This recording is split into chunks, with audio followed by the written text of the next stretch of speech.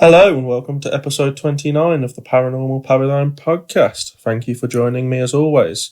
Today's episode is going to be quite a different one. It's going to be a different format. It's going to have the audio of a video interview, a video chat that I did previously, not too long back, as part of the Festival of the Unexplained. It was the winter edition and it was all in aid of CALM, which is Campaign Against Living Miserably. The festival ran from Friday to Sunday continuously for 48 hours. The UK people were participating obviously during the UK time, and then when those guys were going to bed for the evening, the USA would take over, I believe, and then it kind of just ran through the night. A fantastic event that was organised by Jolene and Kieran, guys you might be familiar with if you follow my other show on the Keep On Chatting network, or if you just follow the Festival of the Unexplained, then you might be familiar with those guys. A fantastic job they did, and the money that they raised, a huge amount. I'm not sure on the final figure, but the last time I checked, it was around about the 1,500 mark, which was roughly their target. So they did very, very well. Really good event. And if you head over to YouTube and look at Festival of the Unexplained, you should be able to get all of the interviews and the presentations there. So you'll be able to see the video version of the interview that I'm about to play tonight.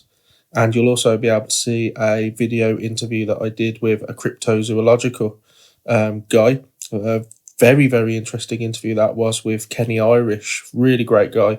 And I have said to him that I'll get him onto this show for an interview in the future. You'll also be able to catch a presentation that I did where I shared evidence that I'd obtained from the house in Essex. You guys might be familiar with that. Kelly came on to do a brief interview a while ago now to talk about that house, and I have spoke about it before and the findings that we got there. And that's your opportunity now to go to that YouTube channel and watch that presentation and see the evidence that I give. Really interesting. I only had 1 hour really, and I'm used to giving these kind of presentations to a group over the course of 2 to 3 hours. So I didn't time it very well, and I started to run out of time towards the end, which was disappointing. So I did have to rush through a bit, but hopefully I can do another one in the future and put in some of the evidence that I had to leave out. But yeah, so today's episode is going to be the audio taken from the interview that I did with Chris McKinnell and Kathrine Sorilos as part of the Warren Legacy Foundation. Now, anyone really in the paranormal world will know who Chris McKinnell is. He's the grandson of the late, great Ed and Lorraine Warren of Conjuring fame. You know, the Conjuring films, and somehow they placed them at the Enfield haunting in the Conjuring 2. Very, very famous paranormal investigators. And I was lucky enough to have the chance to interview their grandson. So it's a really good chat. He's a really nice guy, very down to earth. Kathrine's a lovely lady as well. They both help run the Warren Legacy Foundation, and I think they're doing a great thing. It's a great cause. So again, we discuss that. We obviously discuss his grandparents and their link to the paranormal. And we also talk a little bit about lockdown and how that's affecting paranormal activity, as well as mental issues. And that was partly because of what we were doing at the time, which was raising money for CALM, Campaign Against Living Miserably. So yeah, this will be a fantastic interview. So it is a slightly different format, but hopefully not too different. Hopefully you can still get into it. The audio is good. I've checked. It should be fine. So yeah, let's go ahead and play that interview. Hello, everybody, and welcome to the next chapter of a fantastic weekend. Festival of the Unexplained, the winter edition.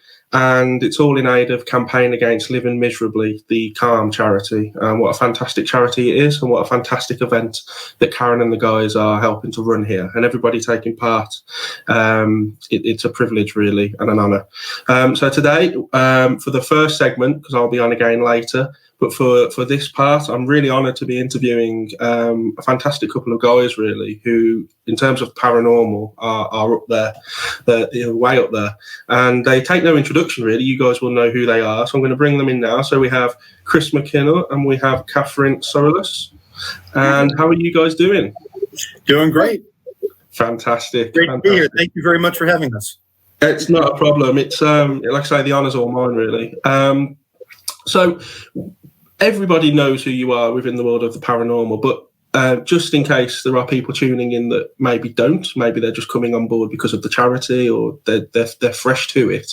Would you like to just introduce yourselves and who you are and what it is you guys do? Sure. Ladies first. Okay. All right. I'm a psychic trance medium. Also a paranormal investigator. I'm a parapsychologist, clinical hypnotherapist, Reiki master. I do different things into the psychic and the spiritual, I would say broadcast. Yeah, that's about right. And I'm also, you can always find me on Oracle Whispers. Okay. And onto the Warren Foundation as well. Okay, that's great. Brilliant. And Chris? Well, speaking of the Warren Legacy Foundation, I'm the director of the foundation. We carry on the work of my grandparents, Ed and Lorraine Warren. I started doing this work 40 years ago, and I've been doing it ever since. We are an international organization that helps people everywhere we can. It's not a perfect coverage yet. We're still growing, but we have a network of fine people in every continent, and they're there to help you if you need anything. We don't charge for our services. I'm a exorcist, minister, psychic investigator, of course. A little bit of psychic, but I don't use the abilities really. Okay. Unless I'm on a case. So no readings or anything of that sort. No. That I scare people too much, so I don't do it. I don't like to scare people. Okay. So really quite the resume from both of you guys. You touched there on the Warren Foundation, which I think is brilliant. I think it's great what you're trying to do. And to have it kind of, as you say, worldwide, and as you say, it's not perfect yet, but in my eyes, you're doing a fantastic job. What was your aim for that when you said 40 years ago now? What was your aim when you first had this plan to get this foundation up and going? Well, the foundation's only been in the planning stages for about 7 or 8 years. Okay. I went to my grandmother.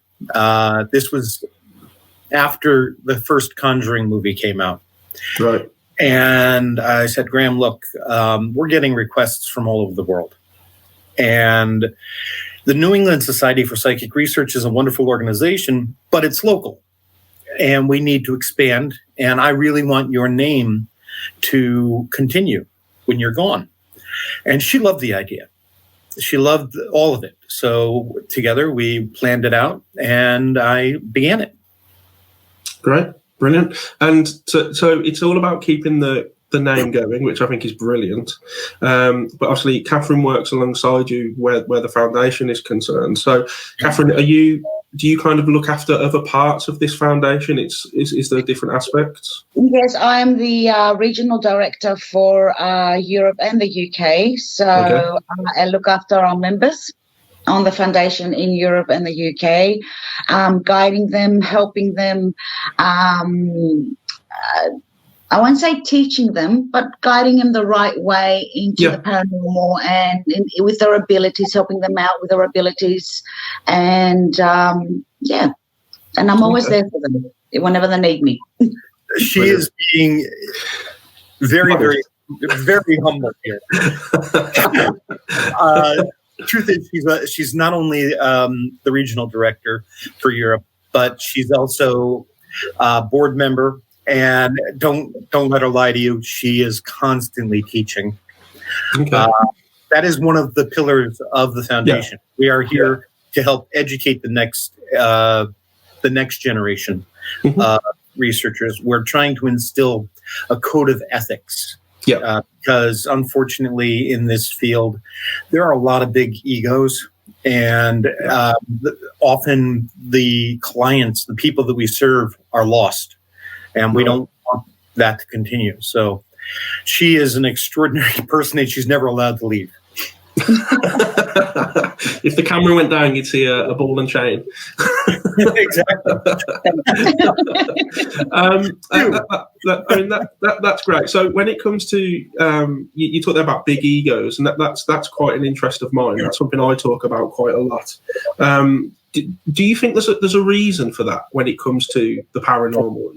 I mean, do you want to get into that? You know what it is? I see it all the time in my own personal life. You know, people treat you like you're something special because you do this. The ones that don't think you're crazy, of course. Yeah. And you it's easy to get a swelled head. And I do everything in my power to let people know I'm just a person. I'm nothing special at all. I'm just here to help. That's it.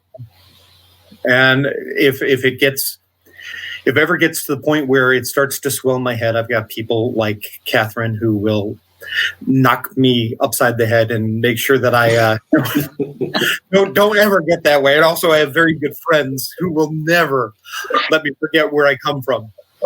Yeah. Yeah, that's great. And I think the problem with a lot of the egos is in the last decade, maybe a bit longer now, ghost hunting has just exploded. You know, it was all over the TV. It was everywhere. And basically, people who were nobodies became celebrities.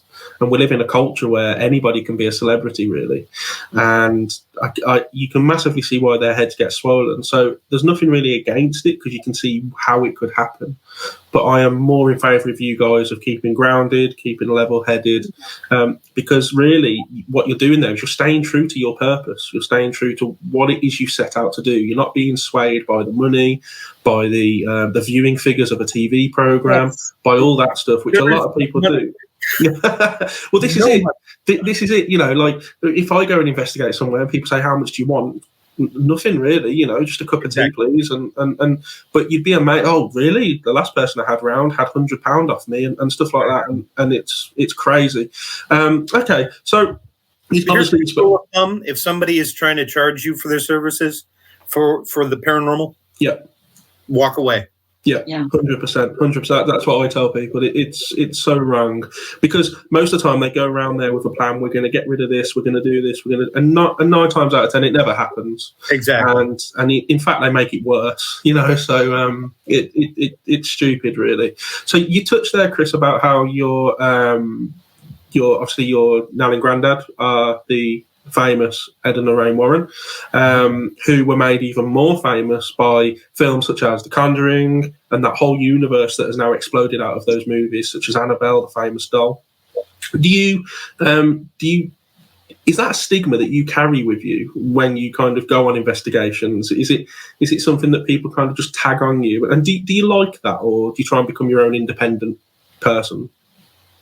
I'm very proud of my grandparents. We are not the same people. The foundation started with them, but it has gone far beyond what they were doing. My viewpoints are more worldly. I've been lucky enough to live in over 60 places in the world. Well, not quite every continent. I haven't been to Australia yet, but I've lived everywhere else. Yeah. And for Australia, I've got that covered with Kathrine.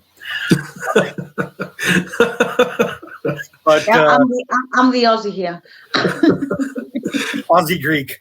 Aussie Greek. But the movies are not real. And a lot of people, too many people, think that it's almost a documentary, and it's not. The Annabelle movies are pure fantasy. There's nothing real about the Annabelle movies whatsoever. Annabelle exists, but she is a Raggedy Ann doll. And she has not caused trouble for anybody since around 1975 or so, 77, somewhere in that age, when my grandparents figured out how to lock it down, how to keep it safe so that it wasn't able to hurt anyone else. Yeah. Whereas the first Conjuring movie was really, really good, actually. The second Conjuring movie took two different cases, Amityville and the Enfield, England case, and combined them, which there was no connection whatsoever. The nun doesn't exist. Yeah. And at the end of Conjuring 2, the entire ending is absolutely insane and ridiculous. So I'm not ashamed at all. I'm very proud of my grandparents and what they've done, especially given when they started in the 50s. Yeah. But I spent a lot of time telling people that the movies aren't real. Yeah. I can imagine. And when they started off in around the 50s, obviously that's before my time. I can only when they started New England Society, but even before then, my grandfather grew up in a haunted house. My grandmother was having psychic experiences when she was like 8 years old. It's just something they've always been a part of. Yeah. And around that time, I guess, because nowadays it's becoming more and more accepted. Don't get me wrong, we are still, as you say, some people still call us crazy and people laugh at us. But do you think they would have fit in more now? I mean, do you often wonder what would they make of the scene if they were around now? My grandmother only passed away recently. So she saw all the Hollywood hype and she loved it. She was overjoyed. She thought it was fun. My grandfather would have loved it. He really would have.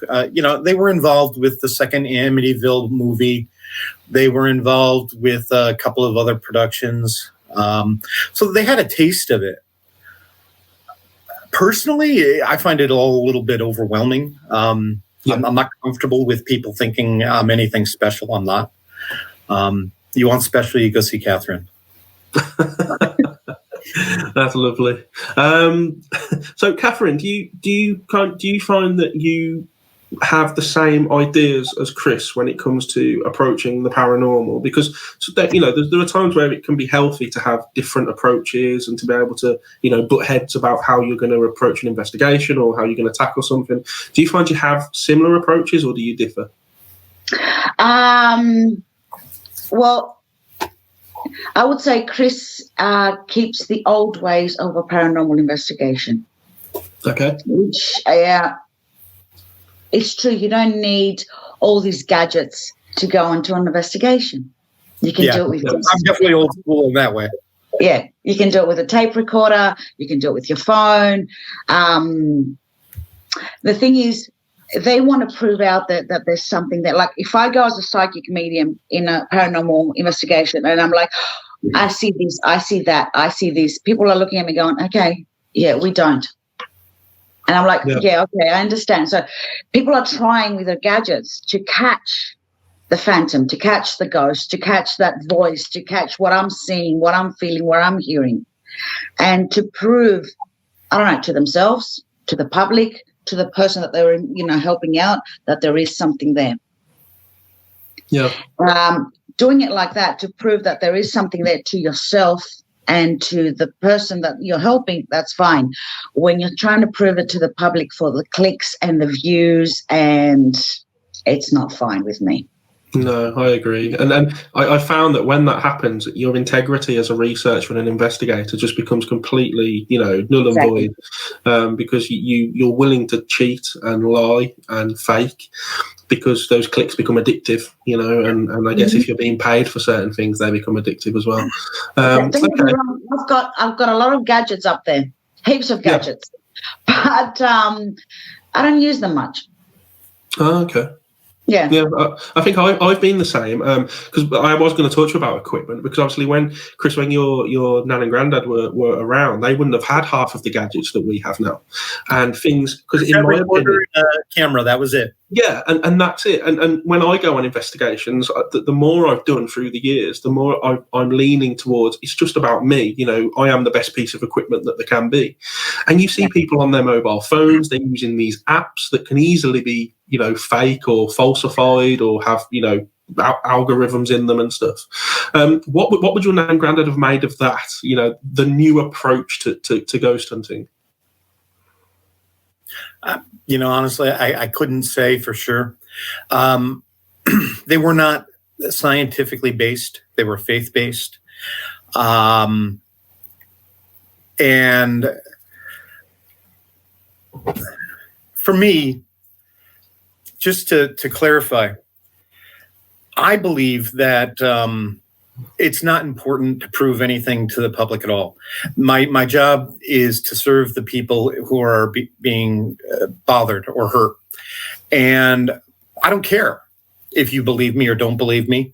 It doesn't bother me in the least. All I care about is, can I help this family that's feeling terrified and is in trouble? They're feared for their life. I want to help them. That's it. Yeah. My grandfather definitely was somebody who didn't believe in a whole bunch of stuff. He liked having the camera. He liked having the cassette recorder. Those were his things. And I use pretty much the same thing. I use my iPad for my video camera and for my regular camera and for recording. And that's it. The thing to remember with all of these gadgets is that energy manipulation is the very simplest thing that a spirit can do. Yeah. That's how they communicate. They are energy. And so none of these things, anything can be used as long as the spirit wants to communicate. Yeah. The problem is when you go in there and you're opening doors by inviting something to communicate, you have no idea what's coming through. You're not able to protect yourself. You give up your protection through the active use of your free will, your choice to invite something in. It doesn't matter how many prayers you say or how much you do a closing ritual of some sort. You've used your free will and you've allowed the lion to come into the room. Just saying, go away, lion, isn't going to work anymore. Yeah. I think, sorry, Kathrine, carry on. I like I said, I agree with Chris here. We agree on a lot of things. I agree there with Chris 100% because when you're in an investigation, you go, is anybody there? Can you make a noise? Knock 3 times for yes or 2 times for no. You're actually summoning, you're inviting, you're opening the portal. Yeah. If you don't talk at all and you respect, because you've got to respect whatever's there. Yeah. Because you don't know how powerful it is. Mm-hmm. Yeah. So if you respect it and let it come through, it will come through if it wants to. Yeah. Passive communication is the safe way to work with spirit.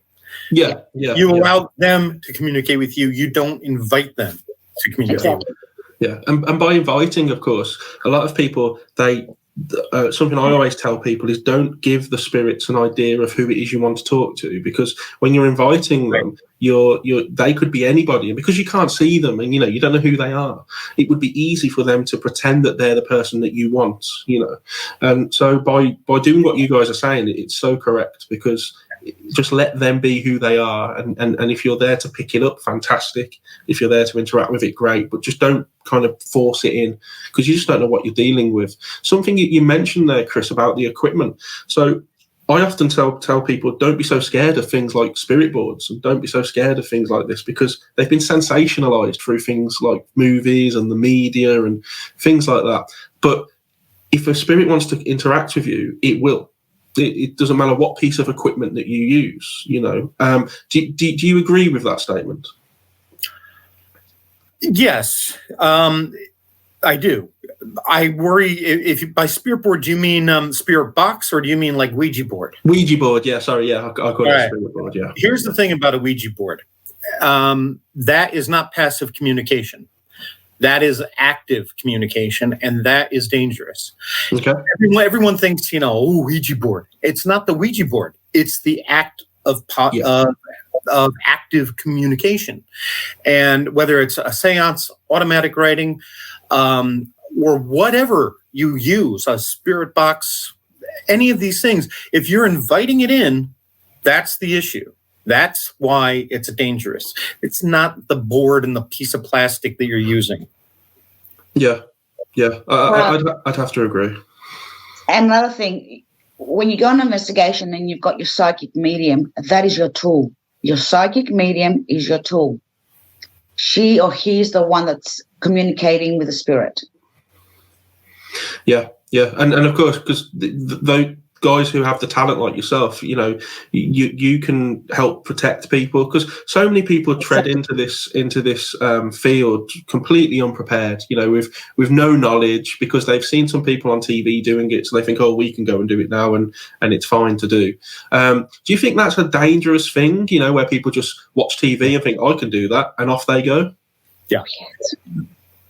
The thing you need to remember about these television reality programs, they're there to sell commercial time.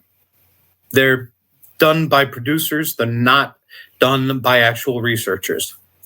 And they have to do what the producer tells them to do, period.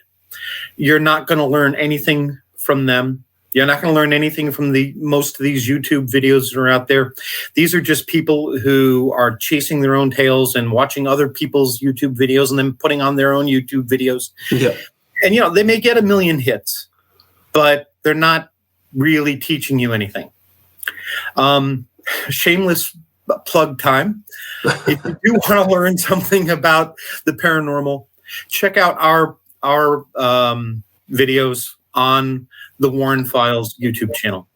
Okay. We're not going to teach you, for the most part, we don't teach you how to do an investigation. That's something we're working on doing in the future privately, not publicly, because we want to interact with the student. We want to understand what they are thinking.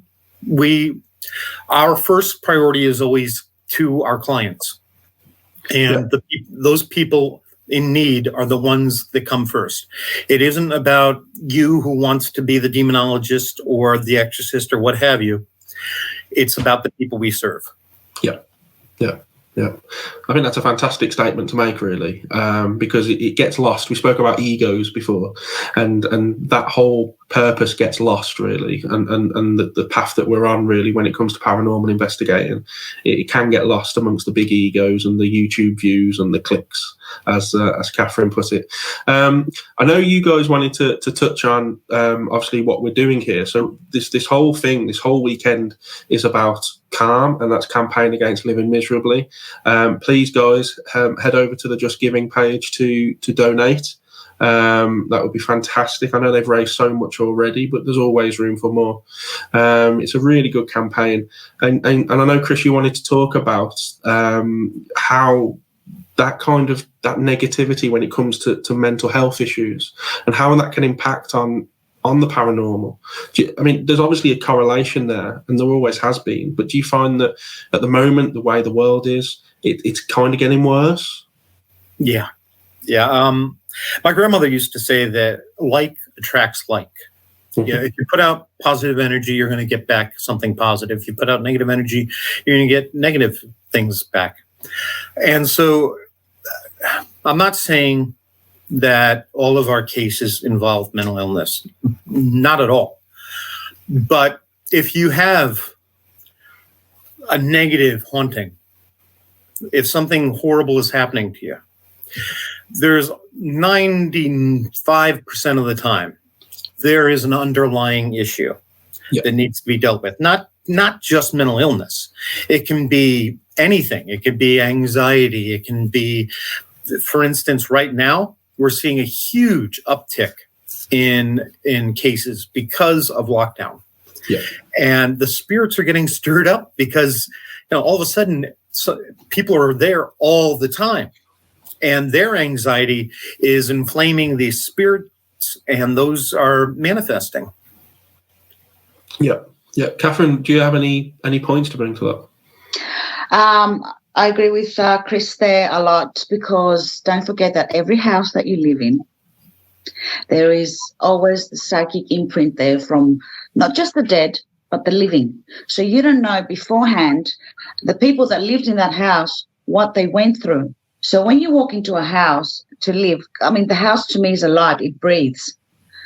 So when someone walks in a new house, or rents out or buys a house, that other people that lived there that were miserable, that were unhappy, if you're a little bit of an empath or a psychic or open, like Chris says, and you will pick up that psychic imprint.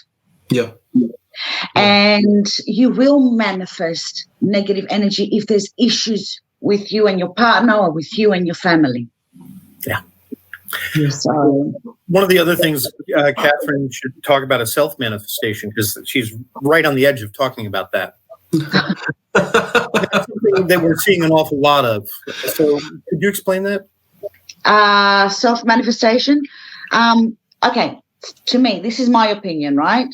A lot of people are saying they're seeing shadow people at the corner of their eye. They're seeing shadow people, not seeing a form, just a blubber. Yeah. Just a dark shadow. Now, what you're seeing is what you are manifesting. Your negativity, how can I say it? You might not know that you're negative or that you're, you're projecting something negative out there.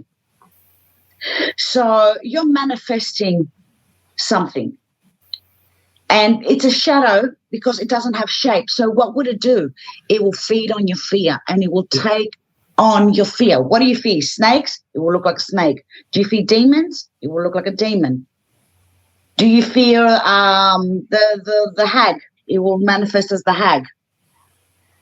Yeah. Until you give it shape with your fear, it feeds off your fear. So to me, with whatever's going on around at the moment, be happy, smile, laugh, dance, interact with your family. You're feeling sad? Get it out. Say it. You feel like you want to cry? Cry. You want to scream? Scream. You want to laugh? Laugh. Get those emotions out of you. Yep. Don't swallow them in there, because you will. You are made of energy, so you will manifest energy. Yeah. Yeah. And it's important to understand that around the world, things manifest differently because of our own beliefs, our own cultural and religious and spiritual beliefs shape the way the paranormal manifests itself. And a lot of times, things will fly across the room and what have you. There's no spirit involved. That's you. Yeah. That is all that is. I know that sounds odd, but there's a conjunction sometimes between a place that has a lot of energy and a person who is in turmoil, and then that energy explodes. Yeah. We see it a lot with people who are on the spectrum, autistic. They're very gifted people, and they are. I've heard a wonderful theory that they are the next step in our evolution, and I believe that they are extremely focused. And sometimes, not always, I'm not saying that every autistic person does this, but sometimes that can manifest in a powerful explosion of energy. Yeah.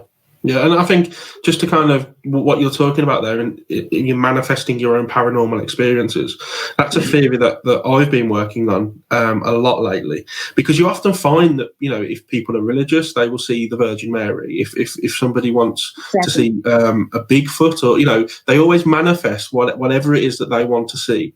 But there has to be an opposite, doesn't there, Kathrine? If you're producing negativity because of your fears and everything, surely the positives can bring in manifestations as well. And what form do they tend to take? Like positive manifestations. Yeah. To me, when I'm happy and there's positive. Well, most times, yeah, here and there, everywhere. Having 5 kids, running around like a crazy woman. Yeah. Yeah. Now, you can see colors. I see colors when I'm really, when I'm attracting positive energy. I see colors. I see auras. I feel the warm energy around. I see my family happy. Yeah. And that's what counts for me. I see other people, my friends, happy. Yeah. Don't forget, I've said that before. We are born both with our psychic abilities. Everybody's got them. Psychic abilities and spiritual abilities. Our psychic abilities are imprinted in our DNA, and our spiritual abilities, we develop them. So that's why you get little kids we develop them slowly from the day we are born. That's why you see little kids, they could be looking up in the ceiling and laughing at something, or looking at the door and laughing at something. You are born with both of those abilities. Yeah, and again, it's true. You see children with imaginary friends, but as a society, what we tend to do is put a negative spin on that, and we tell them it's not real. It's imaginary. Don't be stupid. Ghosts don't exist. And what we're doing is we're shutting that part down. So when they grow up, they're pushing it away until at some point they just no longer recognise it anymore. Not only that, we are causing our children.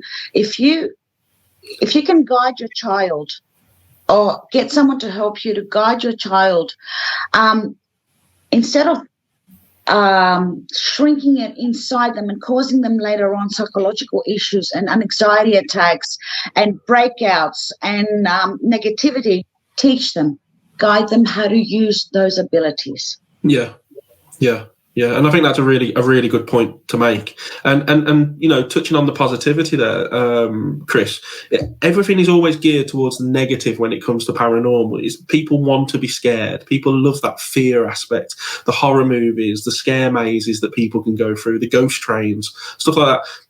It's not very often you hear of the positive side of paranormal investigations. Do you find that it plays a big part in your investigations? Unfortunately, the positive doesn't get reported as much as the negative to us either. If you're having, there was a wonderful story that I've told many times, about a ghost in a friend's house.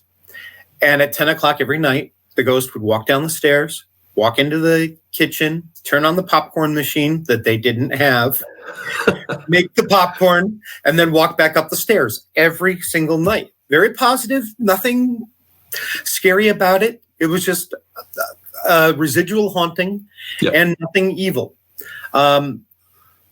Angelic manifestations are another thing that do happen quite a bit, where something positive comes, or Padre Pio is a popular one. He seems to get around an awful lot. He's showed up in the Amityville house. He's showed up in, for me, on a number of cases, including the West Pittston case, which is known as the Haunted. Yeah, the Haunted. There is light out there. Yeah. But you have to be open to it, and you have to be the one drawing that light in. What Kathrine said earlier is incredibly important in all of our cases, which is put on happy music, dance, sing, laugh, watch old comedies or new comedies that make you happy. Make love your family. Do everything you can to raise the energy in your home. Clean your house. Yes. Get rid of the clutter in your home. Yep. These things are really, really important. That free flow of energy is so vital to helping you overcome whatever darkness might be there. And if you do want to scream, if you do want to cry, take it outside. Don't leave it inside the walls of your home. Mm-hmm. Get it out. Don't live with it. If you're having a conflict with your loved ones, talk about it. Don't scream about it. Talk about it. Work it out. And remember that regardless of what issues you may have, if the love is there, that's the thing that can overcome the darkness. Yeah. So, and a really good point.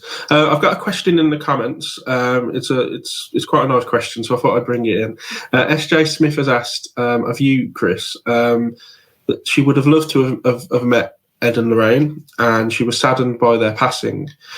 She'd like to know, what were they like as people, and what did they like apart from the paranormal? Because again, people just associate them with, pigeonhole them, they're paranormal investigators. Of course, they would have had a life outside of that.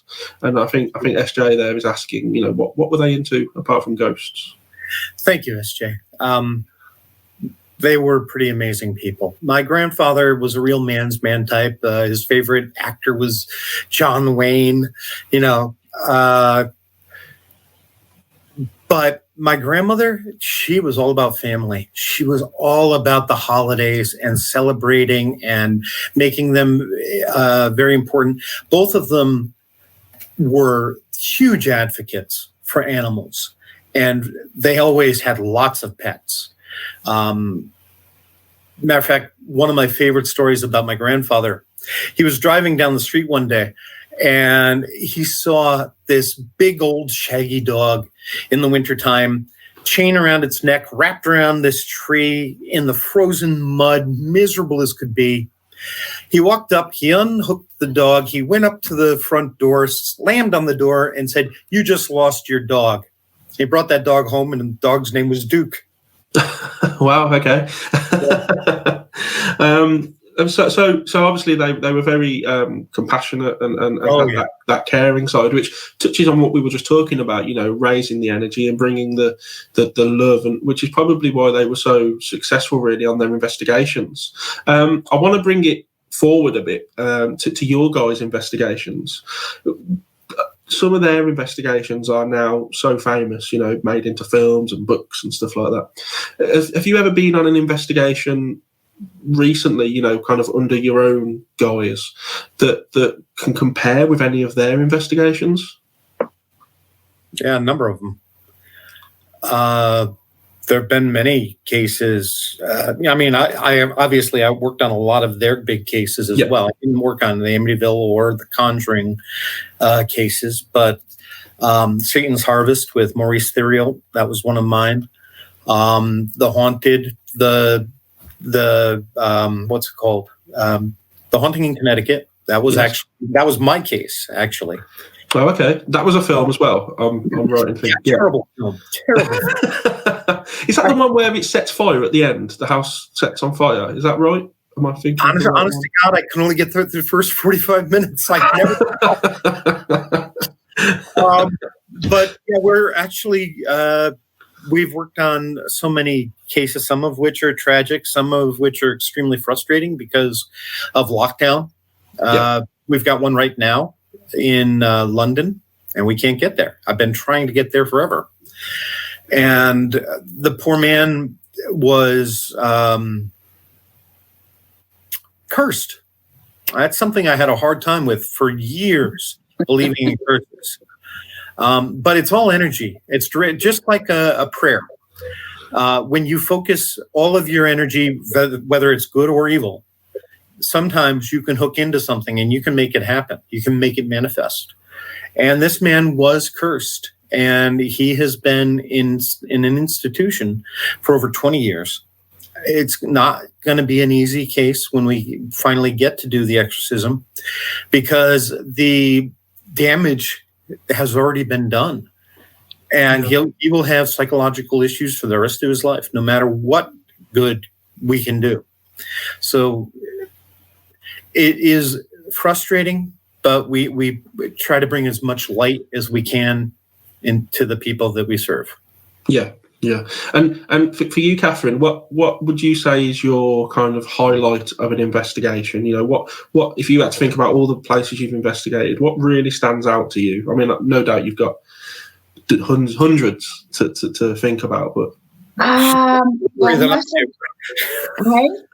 she's got a much better memory than I do. She can talk about things far better. Well, most of my face-to-face, physical investigations, most of mine were in Greece. Okay. So they were quite intense because there's a lot of ancient energy in that place in Greece. Yeah, I bet that's interesting, isn't it? Do you find that cultures around the world, you've obviously investigated all over, do you find that different cultures have a different impact on the kind of manifestation that you're getting? Yeah. Well, for instance, in Greece, I'll give you an example. In Greece, you can feel the energy. It's still alive. It's there. You can walk around and you can feel it because there's a lot of portals, ancient portals there from ancient times, and they're always, most of them are open. They're still open. There's a lot of history there. While coming to Scotland, I was thinking, oh my God, witches and hangings and this and that and leprechauns and fairies. Oh my God, this is going to be fascinating. I have never felt such death in a country. Wow. It is beautiful. It is gorgeous. Scotland, don't get me wrong, it's gorgeous. It's green, it's beautiful, it's alive, but you walk on the ground and you feel the oppression, you feel the death. You can smell it. And what do you think that is? Why is that distinct to Scotland? What is there any? Well, it's been under oppression for so many years. Yeah. And there's a lot of wars that's happened here. A lot of people, kings, queens, empires trying to take over this country. Yeah. And so you can see that Scotland sometimes looks like a place where it's just with balls and chains and trying to break free. Yeah. And that's manifesting physically with them voting to try and have their own independence and stuff, Exactly. which I have no opinion on, really. I think it's great if they want their own independence.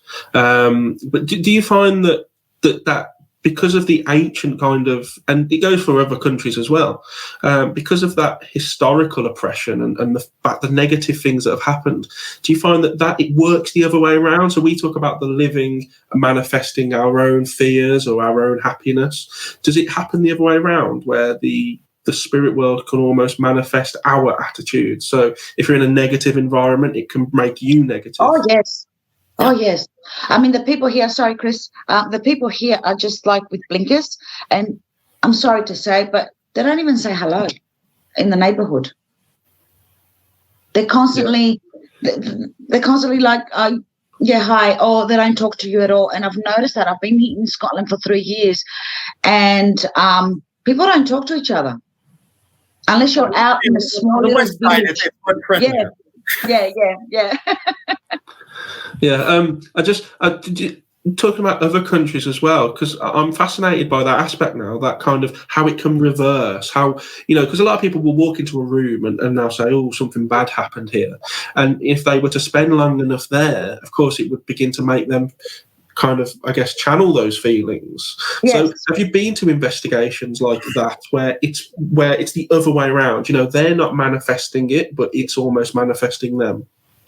Well, this goes back to what we were saying earlier with lockdown, how we're stirring up the spirits. And so the spirits are influencing us with their feelings and their terror and their confusion as to what's going on. Why is everybody so upset? And they get upset and they're building that negativity, and it can escalate.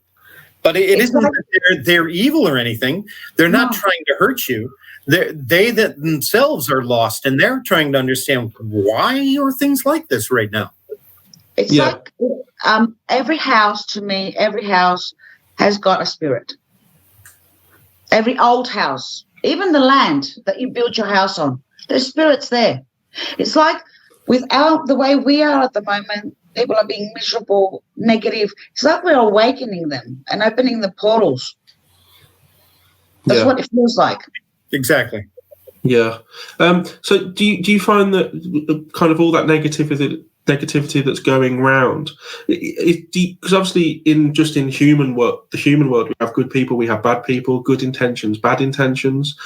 Is it difficult to get through to the spirits that have good intentions? Do you find that they are constantly pushed to the side, and are they defeated by the negativity? It depends on how negative they are. Yeah. When things are really bad, then they will back away for their own protection. Mm-hmm. Exactly. My grandmother used to say that if there's a demon in a home, there are no ghosts because they cannot stay with the demon. Yeah. I have found that the term demon, and I'm a demonologist, but I'm not a Christian demonologist or a demonologist like anybody else you're ever going to meet. It took a long time for me to really accept that title, because demon predates any of our stereotypes or any of our preconceptions. And whether you think of it as Beelzebub or Lucifer or anything else, these are things that we put on them. Those are images we put there. A lot of them come back from Mesopotamia and Sumer in Christian demonology. And even the first book of demonology was written, Christian book, was written by King James, the guy who got the King James Bible. Yeah. Yeah. And it isn't something that should be taken, and forgive me for putting it this way, but it shouldn't be taken seriously, because these things are universal. They're worldwide. They're everywhere, and they do not manifest the same way. You're not going to get a Christian demon in a Hindu home. Exactly. You're going to get a Hindu demon. Yeah. And that comes back to what I spoke of earlier, where, if you believe in the Virgin Mary, you will manifest the Virgin Mary. And that's kind of how it happens. Is it possible, though, that what they're dealing with in the crux of it is ultimately the same thing, but they're just manifesting their own belief onto it? It's almost like it's a blank canvas. They're just painting their own image on it. Yes. Yeah. And that goes to the point that these things feed off of our energy. Mm-hmm. So they're going to manifest in a way that's going to affect us personally and powerfully, for good or evil. Yeah. True. Yeah. And one thing I've always not struggled with, but when people ask you particular questions as an investigator, well, what is a ghost? And what is a spirit? And is there a difference? And what's the difference between a ghost and a demon? And all that kind of stuff. Do you have set kind of descriptions for what each one is? Yes. Yeah. Would you like to talk us through them? Because I'm fascinated to know what your take is on the difference between a ghost and a spirit and a demon. Well, a ghost is a human. Well, a ghost is a living being who has died. Somebody or something that has had a body and has died. It could be a dog, a cat, a human being, any living being that has strong ties, and therefore has a reason to manifest, and a strong will. That's important. But these other things that we term demons, they have never been human. They have never lived. These are things that have always been energy and always have existed in one form or another. I think we give them too much credit when we say that they are, all powerful and they know the wisdom of the ages. The truth is, in my personal experience, they are repetitive. They will use the same tactics over and over and over and over again because those tactics have worked for them when trying to suck energy out of their victims. But they don't work on me. I cannot be intimidated by them. When they try to do it, I'm like, again? It never works. Why do you keep trying the same stuff over and over again? Yeah. It doesn't make sense to me. No, but I guess because they have never lived, that they don't understand the concept of, choice, and the concept of I guess they're kind of this mechanical almost, that they do what they do and there's no deviating from the path, I guess. Well, Kathrine and I have had some terrific conversations. I lived with her for about 4 months about the fact that, by definition, these things are aliens. Yes. And I'm going to let her take it from there and talk about it. It's fascinating, actually. Yeah, and I do believe that all these, angels, you want to call them, demons, you want to call them, elementals, apparently, well, an example, the elementals, the fairies, the fae people, they were nature, spirits tied to places. Exactly. Yeah. And they were from ancient times, from the time of Atlantis, for instance, or the Lemurians, right? And as humans, we used the elementals as weapons for war between us. Yeah. And that's why, for me, they've disappeared. They're hiding. They hate us. They They try to trick us. They try to do different things. They try to scare us because we are the bad ones, not them. Yeah. And how do you find, because obviously people will struggle with the concept of, if it's not human, then how can it exist in this world? And for me, you have to step outside of the what's socially accepted as the world that we live in. So one of my theories is that we live in a holographic universe and things are operating on multiple frequencies. That would mean that they're interdimensional. So I argue that aliens are actually interdimensional, not interplanetary. Is this what you guys are talking about here? I'll give you an example. We are small atoms in a big giant that's called the universe. Yeah. That's it. Yeah. That's what we are. We're just vibrating energy, really. Exactly. A particular frequency. Everything is just energy. And, there are more, this is according to NASA. There are more habitable worlds in the universe than there are grains of sand on Earth. That's humbling. Yeah. Here we are worrying about what our neighbor is doing, or that line in the sand that has been arbitrarily drawn hundreds of years ago. And the truth is, we are only an infinitesimally small part of something much, much greater. Yeah. But having said that, we are also the universe. We are the universe. We were created from exploding stars.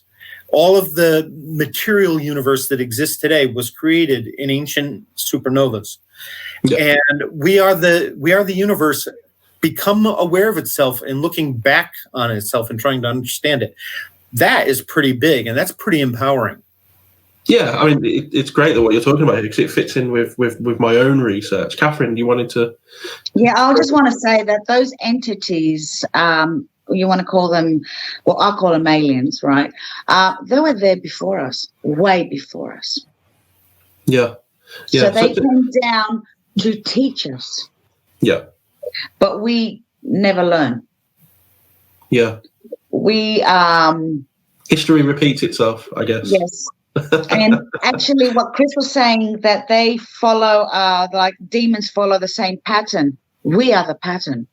Yeah. That's interesting. And do you think that's because we've kind of inherited their world, or because we're using them in a way, their behaviour is rubbing off on us, I guess, and we're beginning to act like them? It's not the behaviour so much. It's just that I won't say they're mocking us, but sometimes, they might think that we're a bit stupid. Sorry. So they are playing us. Yeah.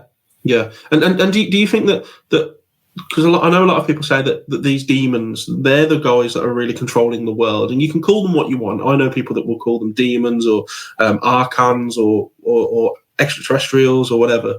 Are they really controlling the world, or is there another spiritual aspect that is fighting on our side?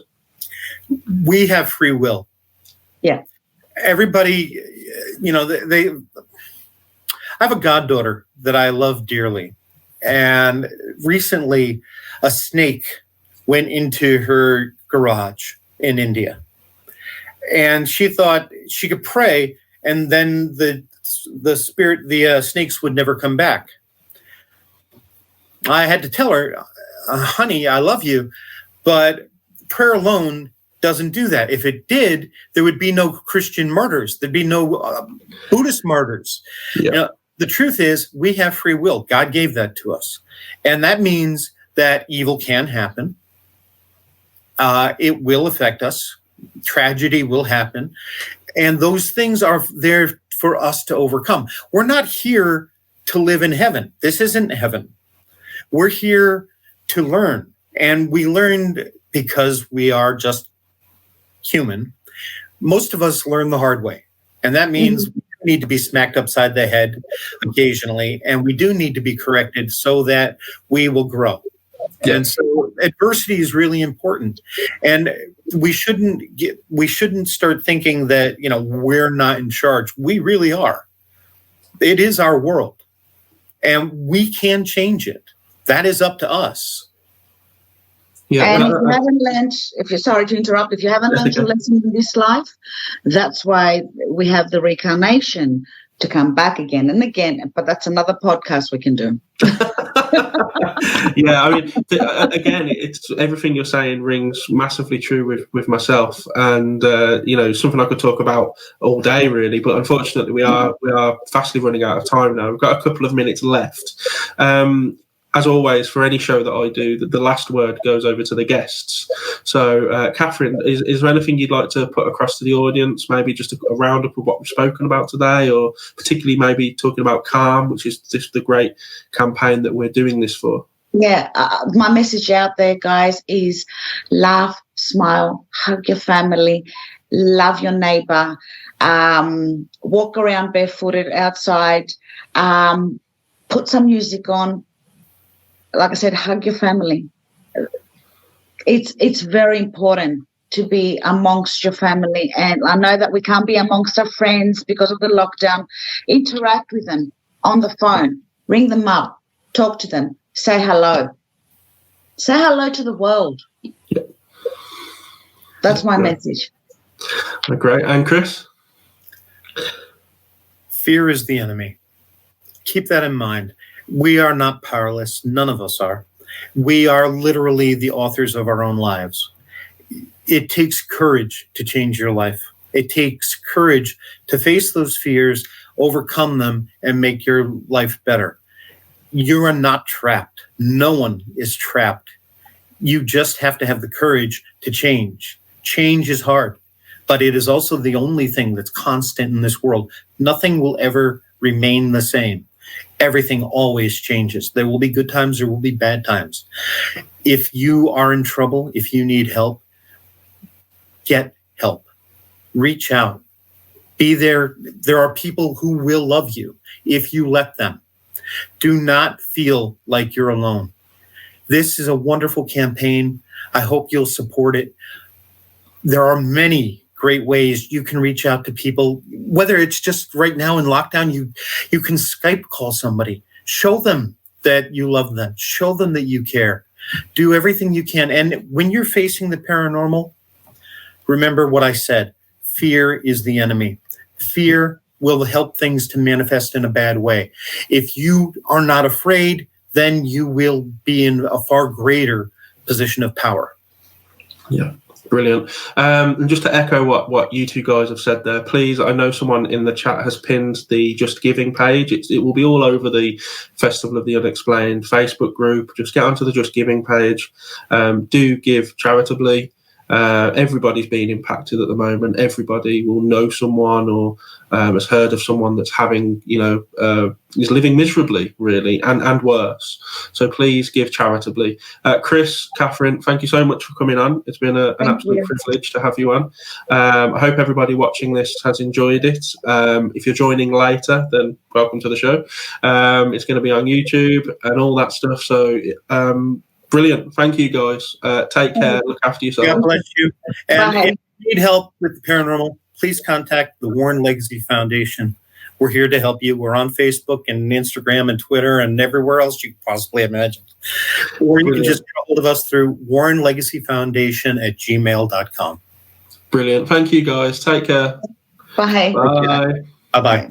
So that was the interview there that I did with Chris McKinnell and Kathrine Sorilos. As I say, it was the audio taken from a video interview. So if you do head over to the YouTube channel of Festival of the Unexplained, which is where that video was first recorded, you can watch the video version of it. Although I don't think my my internet was very good that day, or for that interview anyway, and I am a bit blurry and the audio doesn't quite match my body language. So if that annoys you, probably best not to watch the video, and probably best just to stick with the audio if you want to listen to that again, because it is a really interesting interview and I hope you guys enjoyed it. I certainly enjoyed having the pleasure to talk to the two of them. As I say in the interview, the honour really was all mine. I think they do some fantastic work with the foundation that they're involved with, and I think Chris is a very, as I say, down-to-earth guy, and it would be easy to become egotistical. And as we mentioned in the interview, there are so many egotistical people out there, particularly within this field. Be that because they're on TV or they've got, so many followers or subscribers or fans. It really does go to their head, and it can impact in my opinion, it can impact their validity as a paranormal researcher. And my thoughts on this by now. A lot of them are just entertainers, really, that they have gone down the entertainment route, and that's fine, not a problem with that. But it is just that validity there that they do lose, in my opinion. So, yeah, hope you enjoyed that. It was a little bit different. For the next episode, we've got a listener who contacted me. He reached out and to tell me about some of his experiences, and the one experience is absolutely mind-blowing. And straight away I said, look, I've got to get you on the show. He was pleased with that. He couldn't wait to come onto the show. And yeah, it's a really good interview. It's the first time he's telling his experiences, and there seems to be a bit of a common theme at the moment. Seem to be having quite a few people who have listened to the podcast and they feel like this is a good platform to come and tell me about their experiences and to tell you guys about their experiences for the first time as well. And I think that's a really good thing. It shows that what we're doing here is a good thing. It shows that they obviously trust the podcast and they enjoy listening to the podcast, and they see it as a really good platform to get those experiences out there, particularly for the first time. It can be difficult, and hopefully it encourages more. If you're listening to this now, thinking back to an experience that you've had that you might not have told anybody about, or even if you have, if it's a well-known experience of yours, please take the opportunity to contact me. The channels by now: Paranormal Paradigm Podcast at gmail.com, Kieran.woodhouse@gmail.com. You can contact me via the Facebook group, the Facebook page, or personally via Facebook. Come and tell me about your experiences, and if you want to come on the show, I'm more than happy to let you on the show. So yeah, that will be the next episode. And I do remember saying we were going to get Daniela Fenton back on, but unfortunately, with what's going on at the moment and the lockdown, and it's really difficult to pin her down because she does have school children who are being homeschooled, and it's just not a very good environment at the moment for a lot of people. So I have spoken to Danny, and we've agreed that we'll push it back a little bit. But she will be coming on to talk about her mediumship and stuff like that. So don't worry, we will get her on in the future. But for now, the next episode will be a listener, a guy called Marcus. He's going to come on and tell us a fantastic story, a fantastic experience of his. And I can't wait. I can't wait for you guys to hear it because it really is that good. But until then, please look after yourself, guys. Take care, and we'll speak soon.